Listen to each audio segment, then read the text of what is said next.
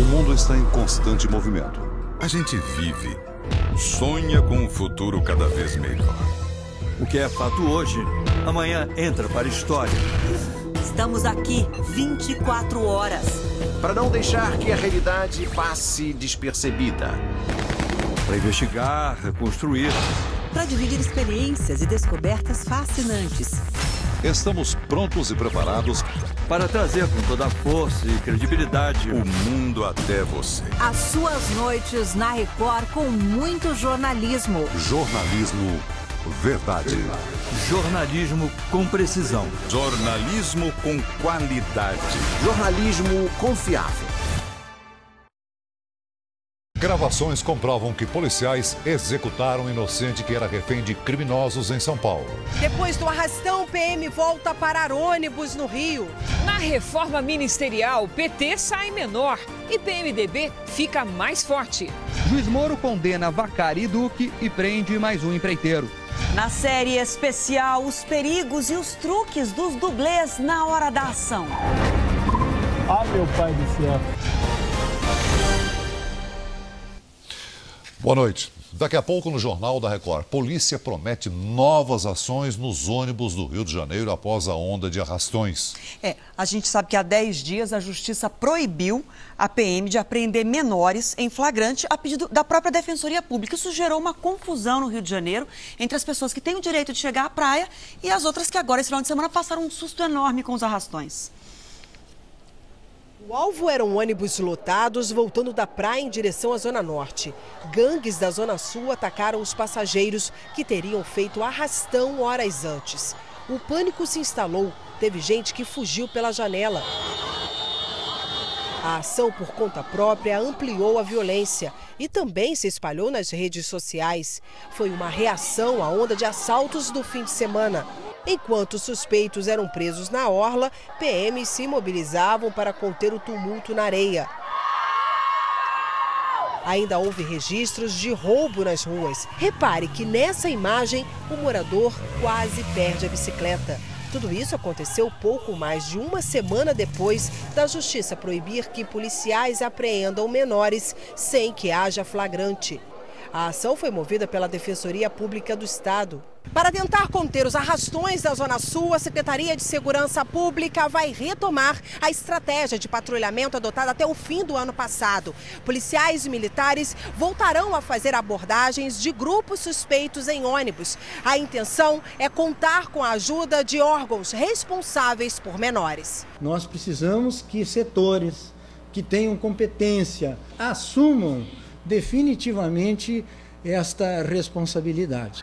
Em nota, a Defensoria Pública informou que não é contra o policiamento ostensivo, mas quer que o Estatuto da Criança e do Adolescente seja respeitado. A greve dos funcionários das centrais de distribuição dos Correios já dura uma semana. A categoria pede reajuste salarial e melhores condições de trabalho. Com a paralisação, muitas encomendas estão atrasadas e os clientes reclamam dos prejuízos. Em Teresina, no Piauí, funcionários parados em frente à principal agência dos Correios. A empresa diz que a adesão à greve é pequena, mas segundo o sindicato, afeta a triagem e a entrega de encomendas. Não avisa, não diz nada, você fica perdido. No Rio de Janeiro, houve manifestação de grevistas no centro. Em todo o estado, 45% dos carteiros não trabalharam hoje. Este homem veio buscar a correspondência do prédio onde mora, mas não conseguiu. Se tiver conta vencendo agora, vai pagar com multa, porque vence agora e vai pagar já atrasado. Em São Paulo, a greve também é parcial. O estacionamento de um dos centros de distribuição na Zona Sul hoje estava lotado de carros que deveriam ser usados em entregas. É por esta entrada aqui o atendimento para quem vem buscar encomendas e malotes. E os clientes dizem que a greve está atrapalhando bastante. Com o trabalho mais lento lá dentro, podem ter que esperar 3, 4 horas para conseguir retirar as correspondências. Isso se a encomenda já chegou. O que Afonso veio buscar para a empresa onde trabalha já tem 4 dias de atraso. É a quinta vez que eu estou vindo. Vim 2 vezes na quinta, 2 vezes na sexta. Estou vindo hoje e não acharam ainda o malote. Cumprir o prazo também é fundamental para este técnico em eletrônica. Ele vende e faz manutenção de peças que precisa enviar para os clientes. São atrasos de 2, 3 dias, mas acaba atrapalhando o cliente. Porque o cliente, se precisa com urgência, ele precisa para aquela data. Segundo os Correios, quase 90% dos funcionários estão trabalhando e que o serviço de entrega será normalizado.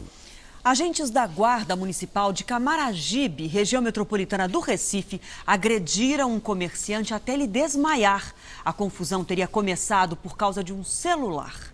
Nas imagens gravadas por câmeras de segurança, o empresário é cercado pelos guardas. Um dos agentes segura o homem pelo pescoço, que é estrangulado até desmaiar. Ele chegou com toda a truculência. Você tá me filmando, eu vou lhe processar. Não tô lhe filmando. Quem passava na rua se revoltou com a violência e tentou intervir. Mas um outro rapaz também foi agredido. É jogado no chão e ainda leva chutes. As vítimas registraram boletins de ocorrência. Apesar da truculência registrada pelas câmeras, o comando da Guarda Municipal de Camaragibe manteve os agentes trabalhando normalmente nas ruas. Quem está errado é ele, tá certo? Isso fica bem claro, o agente estava trabalhando, exercendo seu trabalho. O fato já está sendo apurado na delegacia. Se realmente os guardas estiverem errados, serão punidos. Para André, o difícil é retornar às atividades depois do que aconteceu. Eu sou um cidadão de bem. E não espero que aconteça isso com ninguém.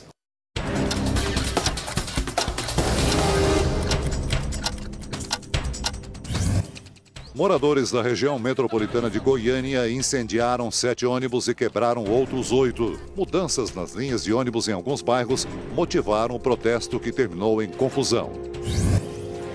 Muitas famílias precisaram deixar as casas por causa da cheia de um rio no município de São Sebastião do Caí, Rio Grande do Sul. As fortes chuvas têm provocado estragos na região.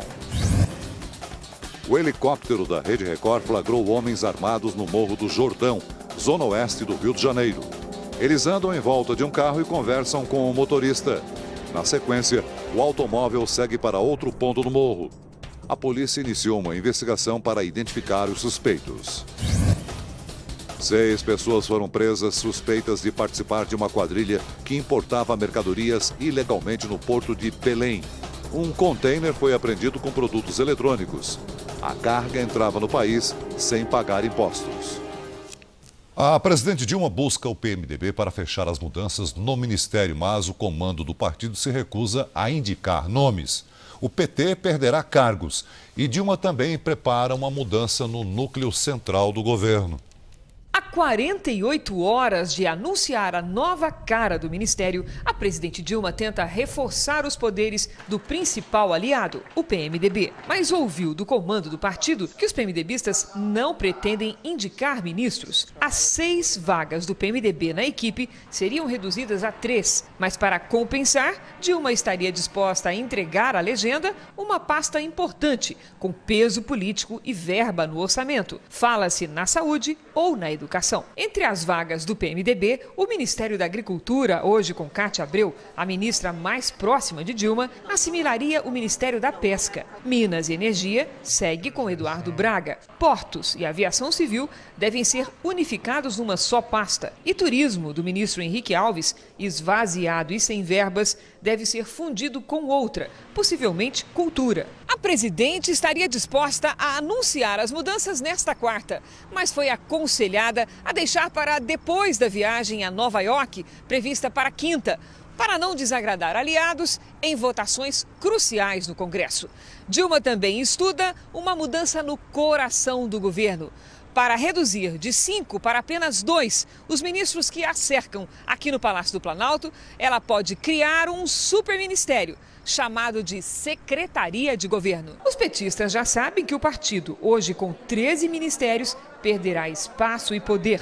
Os demais aliados, quase todos com apenas uma vaga na equipe, devem ficar onde estão. Com as mudanças, Dilma espera ampliar apoio político no Congresso. Cortar ministério e cortar gasto foi o que sempre foi pedido à presidenta. Tem que contar com todo mundo, da base, do PMDB ao PT, passando pelos outros partidos. Ninguém pode ficar de fora dessa discussão.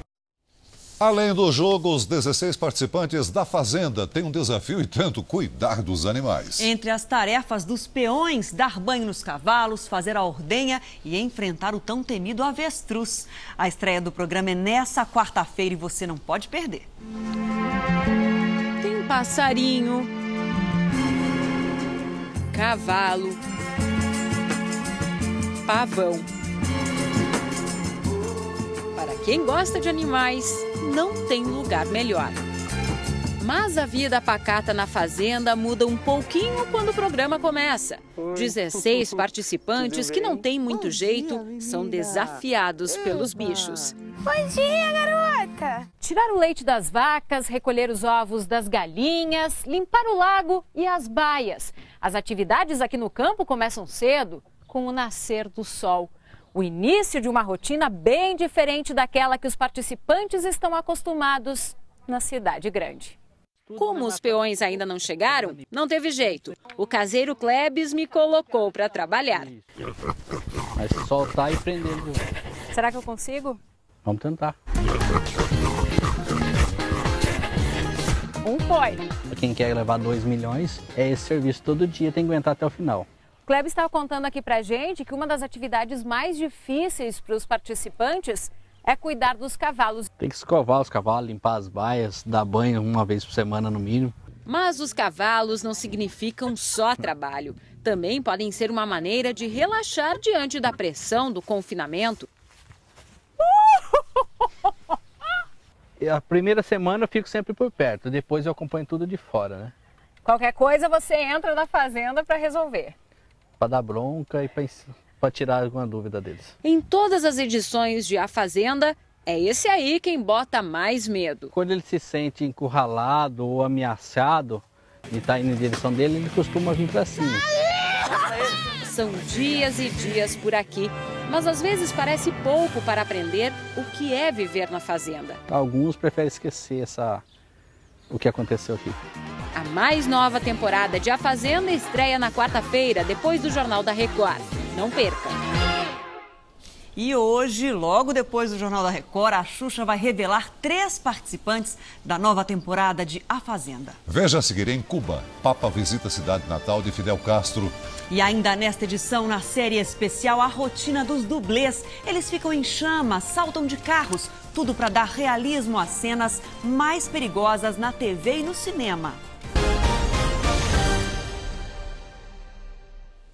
No terceiro dia da viagem a Cuba, o Papa Francisco visitou a terra natal dos irmãos Castro. Em Holguín, próximo à prisão de Guantánamo, ele fez uma celebração com a presença do presidente cubano. Mais tarde, viajou para Santiago de Cuba, cidade berço da Revolução Comunista, e última etapa da viagem ao país. Um grupo de direitos humanos local denunciou que entre 50 e 100 dissidentes foram presos durante a visita de Francisco, mas o Vaticano não se manifestou a respeito. Considerado peça-chave na reaproximação da ilha com os Estados Unidos, o Papa se encontrou ontem com o ex-líder Fidel Castro e amanhã embarca para Washington, onde tem compromissos no Congresso e na Casa Branca. Eleições na Grécia. Após renúncia, Alexis Tsipras volta a assumir o cargo de primeiro-ministro do país. O líder de esquerda tomou posse hoje. Ele vai formar um governo de coalizão com os conservadores do Partido Gregos Independentes e assim garantir maioria no parlamento. Tsipras tem como principal desafio superar a crise econômica grega. A Comissão Europeia o parabenizou pela vitória, mas pediu reformas urgentes.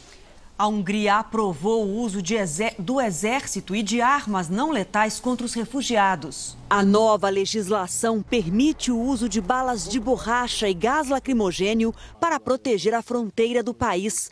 O primeiro-ministro húngaro classificou os ilegais como uma ameaça para o continente. E a Croácia segue mandando imigrantes para a Hungria e a Eslovênia. Esta semana, os países da União Europeia tentam chegar a um acordo para dar uma resposta conjunta à crise. Veja a seguir reportagens exclusivas. Gravações comprovam que policiais executaram um inocente mantido refém durante perseguição. E na série especial, correr com o corpo em chamas, saltar de um terraço ou pular de um carro em movimento. A nossa equipe acompanhou a rotina de treinamento dos dublês.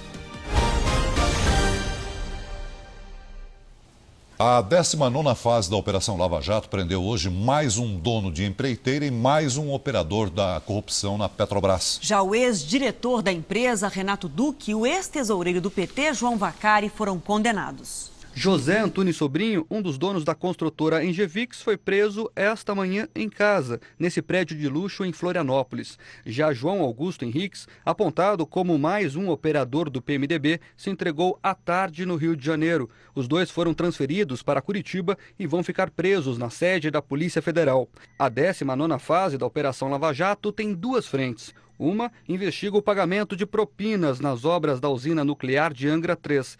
O dono da Engevix teria mandado pagar propina ao ex-presidente da Eletronuclear, Otton Pinheiro da Silva, que está preso há quase 2 meses. Outro foco desta fase envolve a diretoria internacional da Petrobras na gestão de Jorge Zelada, ex-diretor da estatal, que também está preso. A polícia investiga a participação de João Augusto Henriques, suspeito de atuar como operador do PMDB. Esse operador ele é investigado por intermediar o pagamento de propinas, com destaque especificamente por um contrato de compra de navios de sondas pela Petrobras, no valor de mais de 1 bilhão e 800 milhões de dólares, em que a propina aí ultrapassa a 30 milhões de dólares. Hoje, o juiz Sérgio Moro condenou o ex-diretor da Petrobras, Renato Duque, a 20 anos de prisão, a maior pena até agora na Operação Lava Jato. Também foi condenado o ex-tesoureiro do PT, João Vacari Neto, que pegou 15 anos em regime fechado. São as primeiras condenações aplicadas a Duque e Vacari, apontados como os elos do PT no esquema de corrupção da Petrobras.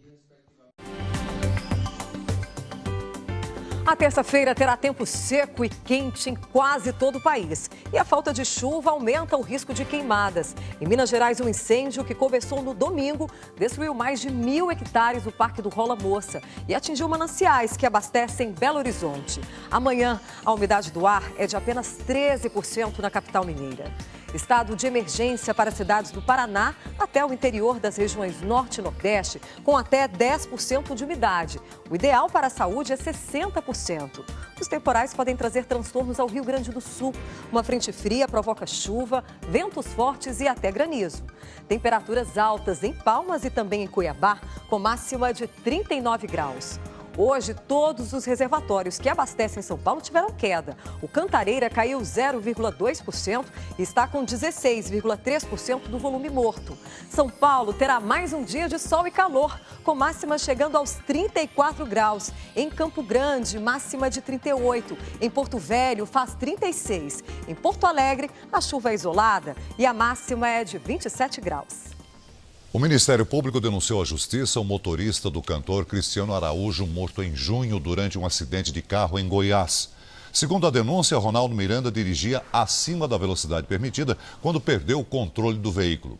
O motorista ainda teria sido responsável pela troca das rodas originais do veículo. Ronaldo vai responder por duplo homicídio culposo, quando não há intenção de matar. Há pouco mais de um ano, um refém foi executado por policiais de São Paulo ao ser confundido com um criminoso. Os PMs disseram na época que não sabiam que a vítima estava dentro do carro. O Jornal da Record teve acesso com exclusividade a gravações que comprovam que os PMs foram avisados sobre o refém durante a perseguição. A reportagem é de Fábio Menegatti e Alan Covas. Durante a perseguição, um aviso chega pelo rádio. Cautela, informações aí que a vítima está no veículo. O Centro de Operações da Polícia Militar de São Paulo repete a informação diversas vezes. Cautela, a vítima está no veículo. A vítima a que eles tanto se referem é Oswaldo José Zaratini. O comerciante de 32 anos tinha acabado de sofrer um sequestro relâmpago na zona sul de São Paulo. Oswaldo estava em frente a essa casa com um colega de trabalho quando foi rendido por um assaltante. Sob a mira de um revólver, Zaratini foi obrigado a dirigir o carro da empresa em que era gerente. Ele pegou e falou assim, me tira daqui. O Oswaldo falou, não, tá a chave, vai você. Aí ele falou, daí ele levantava a arma assim e falou assim, não, você vai me tirar daqui. Imediatamente, a polícia é informada sobre o sequestro. O nome do proprietário do veículo é Oswaldo José Zaratini, hein? Oswaldo José Zaratini é a vítima. A perseguição continua e mobiliza PMs de 4 batalhões. Um helicóptero também é acionado. Abordada, segundo informações do Águia. Cautela, cautela, tem vítima. O Copom emite outros comunicados para as viaturas e reforça que no carro há um refém. A vítima está no veículo, a vítima está no veículo, a vítima. Mas nada disso adianta. Minutos depois, o carro é cercado. Osvaldo é executado pela polícia. O crime aconteceu há 1 ano e meio, mas só agora a família teve acesso às conversas entre os policiais. A mãe de Osvaldo está ainda mais inconformada. Eles dizem cautela na abordagem, o motorista é o refém. Então qual seria a dúvida dele? O que eles queriam mais? Saber o quê? Eu acho que é o suficiente. No boletim de ocorrência, os PMs disseram que agiram em legítima defesa e que a morte de Osvaldo foi um erro. Afirmaram que a vítima, ao sair do carro, tinha um celular nas mãos e que eles pensaram que fosse uma arma. Só que neste relatório interno da polícia, eles narraram uma situação diferente. Talvez para escapar de eventuais punições, afirmaram que os 2 indivíduos no carro fizeram disparos contra os policiais, que revidaram. Mas as conversas pelo rádio mostram que eles sabiam que, além de um criminoso, perseguiam um inocente. Tudo isso coloca ainda mais dúvidas nessa ação policial. E o que se questiona é como os PMs envolvidos ignoraram os vários avisos de que dentro do veículo havia uma vítima. Quando o Osvaldo desceu do carro, que ficou parado por aqui, não teve tempo de dizer quem era nem o porquê estava nessa situação. Já foi executado. Foram 6 tiros em Osvaldo. Já o criminoso foi socorrido e está preso. A mãe de Osvaldo diz que na época do crime, ouviu da polícia que os militares não souberam que o filho dela estava no carro porque o rádio da viatura estava quebrado. Foram as primeiras informações que eles teriam matado meu filho porque não deu tempo, eles não conseguiram avisar a tempo os policiais porque o rádio da viatura estava com defeito. Mas esse laudo do Instituto de Criminalística de São Paulo diz o contrário. Os trabalhos periciais levados a efeito no veículo não revelaram ao perito criminal nenhuma danificação relativa à ocorrência que originou o exame. Há 1 ano, os 3 policiais participaram da reconstituição do crime. No local, mantiveram a mesma versão, legítima defesa. Não é a primeira vez que esses militares da Força Tática se envolvem em ações que terminam em morte. No histórico policial, o soldado Ricardo Henrique Lovato tem 2 ocorrências do tipo.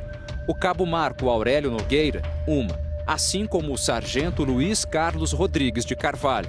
Eu acredito que não caberia eles estarem nem no serviço administrativo, já que houve um erro grosseiro e com esse erro eles teriam que ser afastados no mínimo provisoriamente, sem função alguma.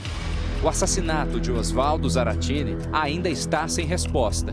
O inquérito que investiga a morte não foi concluído.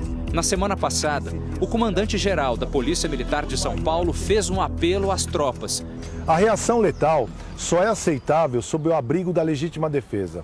Fora disso, não iremos tolerar os maus policiais. Se é de praxe ou não, a ação policial, que terminou com a morte de um inocente, teve um desfecho típico de mais uma missão cumprida para os policiais envolvidos. Parabenize, por gentileza, os companheiros envolvidos na ocorrência. A Secretaria de Segurança Pública informa que o inquérito policial militar instaurado para apurar os fatos ainda está em andamento. Já a investigação da Polícia Civil está em fase final e será encaminhada à Justiça. Fazer as cenas mais difíceis e perigosas na TV e no cinema e ainda permanecer no anonimato. Na primeira reportagem da série De Tirar o Fôlego, vamos conhecer a rotina dos dublês na reportagem de Leandro Stoliar.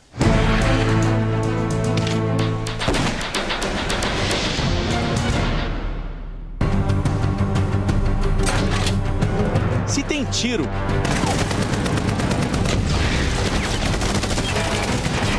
explosão,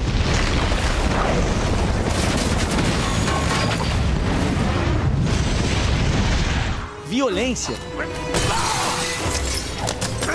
eles estão lá. É mais ou menos assim, o ator contra a cena com a bela. Estarei na fila. Mas na hora do perigo, a fera tem outro nome: dublê.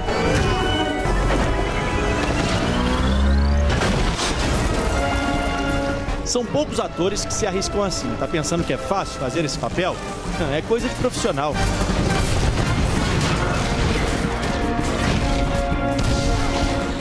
A gente vai encontrar hoje um grupo de profissionais que treina pesado só para atuar nessas cenas de ação. Eu trouxe essa câmera menor aqui, com capacete, para mostrar mais ou menos para vocês qual é a sensação de ser um dublê. E a gente vai encontrar com eles aqui nessa academia. É a nossa primeira parada. Anderson. Isso. Tudo bem? Prazer. Toda essa especialização de coreografia de luta é feita nessa escola. A equipe de dublês treina artes marciais, mas o que vale aqui não é a eficiência do golpe, e sim a beleza do movimento, a plástica. É preciso conhecer a técnica, ter concentração, habilidade, tem que parecer real, sem ferir ninguém. Então ele precisa, primeiro, fazer a cena e não se machucar, porque ele não é descartável, ele tem que continuar. Ele não é aquele maluco que vai no lugar do ator. Segundo, parecer real. Quem estiver assistindo, se for uma luta, se for um acidente, acreditar que foi real. E terceiro, que foi o ator que fez, que não foi ele. Tudo isso para não ser reconhecido na TV. Fazer o quê é parte da profissão. E ainda tem treinamento pelo menos uma vez por semana. Ensaiam os golpes e a performance na luta como uma coreografia. E foi assim que o Rafael se apaixonou pela função de dublê, vendo filmes de artes marciais na televisão. Eu queria, na verdade, aprender a fazer aqueles chutes aéreos, aquelas acrobacias, aquela coisa que eu via realmente nos filmes. As cenas de luta que se vê no cinema e na televisão começam aqui no tatame, e os dublês têm a ajuda de lutadores profissionais. Mas como repetir a gravação assim durante um dia inteiro, sem se machucar? Olhando assim, parece fácil. Mas até apanhar em cena requer um treinamento especial, que pode levar mais de 6 meses, dependendo do caso. Mas não é só a técnica que ajuda a proteger a integridade física do dublê. A posição da câmera na hora do golpe faz toda a diferença. A posição da câmera, você consegue realizar o golpe, ter essa distância, ter segurança para repetir, e a reação do dublê vai mostrar que você sentiu o golpe. Com a câmera nessa posição, parece um golpe perfeito, super eficiente. Mas se mudar o ângulo, bom, o segredo aparece. Quando a cena exige contato físico, aí é preciso confiar em quem vai executar o golpe.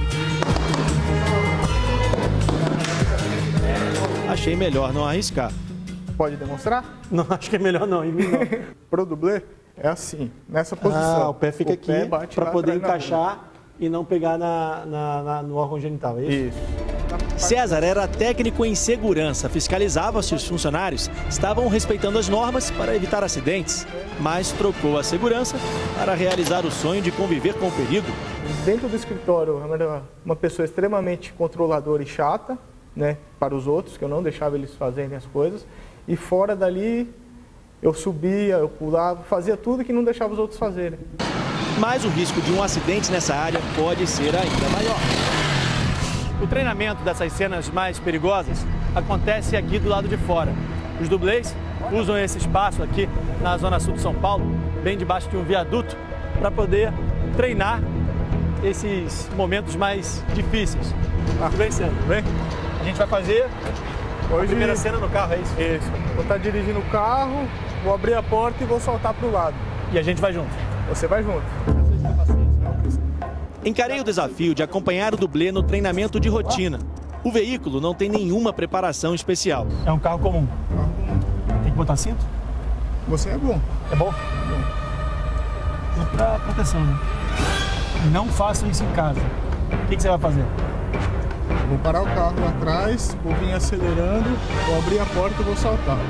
Depois que eu soltar, você puxa o freio de mão para o carro parar. Eu vou puxar o freio de mão? Isso, senão ele vai embora, vai bater na parede ali.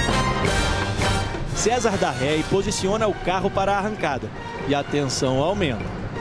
Vou acelerar o carro. E vai se jogar? Eu vou me jogar. Tem certeza? Absoluto. Vamos lá. E a gente não vai se machucar? Não. Vamos testar. Preparado? Vamos lá.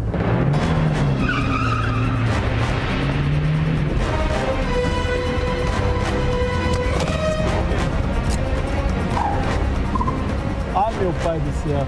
Mas ele se jogou do carro e a gente quase que bate na parede aqui. Deixa eu ver se ele se machucou. No fim, quem correu perigo mesmo fomos nós. E aí? Machucou? Não. Aparentemente, só um rasgo na jaqueta. Tudo bem. Tá tudo bem. E como treino é treino, a cena se repete várias vezes. Primeiro, os coordenadores da cena testam um botijão de gás que vai produzir o fogo. Os dublês calculam a corrida e o salto. Guto é quem vai ensaiar a cena da explosão. Tudo pronto e lá vai. De outro ângulo, dá pra ver que o fogo saiu forte demais. Um imprevisto deu uma pausa no treinamento. Na cena, o Guto queimou as pernas. Teve até que passar gel para aliviar a dor. Mas apesar do incidente, o dublê não perdeu um bom humor. Na verdade, eu tava precisando depilar. Agora resolveu tudo. O que você aprendeu pra próxima? Girar mais rápido. De calça. E de calça. E de calça. O próximo teste vai acontecer nesse corredor. O ambiente também faz parte da cena. Mike se especializou numa das cenas mais perigosas, a tocha humana. Antes de tudo, gel contra queimaduras no corpo. Depois, uma roupa molhada por baixo. Por cima vai um macacão anti-chamas e uma blusa que vai incendiar durante a gravação.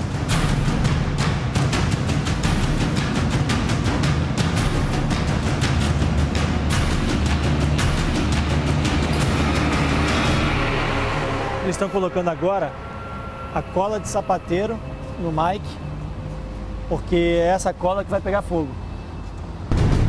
A cola é usada como líquido inflamável. Por ser espessa, ela gruda e impede que a labareda se espalhe pelo corpo. O dublê pega fogo rápido, mas a corrida ajuda a manter as chamas na parte de trás.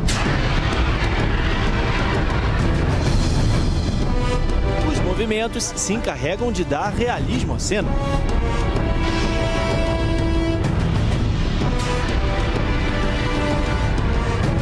Como é que ficou aí? Dá pra ver atrás?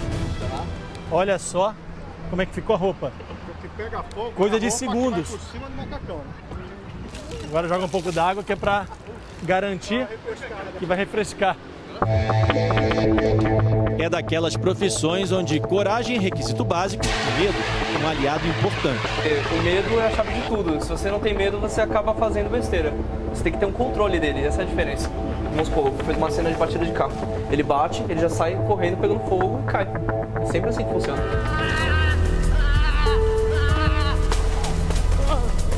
Quase não dá para saber quem é o dublê e quem é o ator.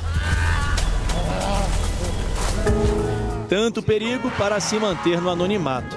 Sem fama, sim. Sem adrenalina, jamais. Quem tá com os dias contados é ele, cara, não eu.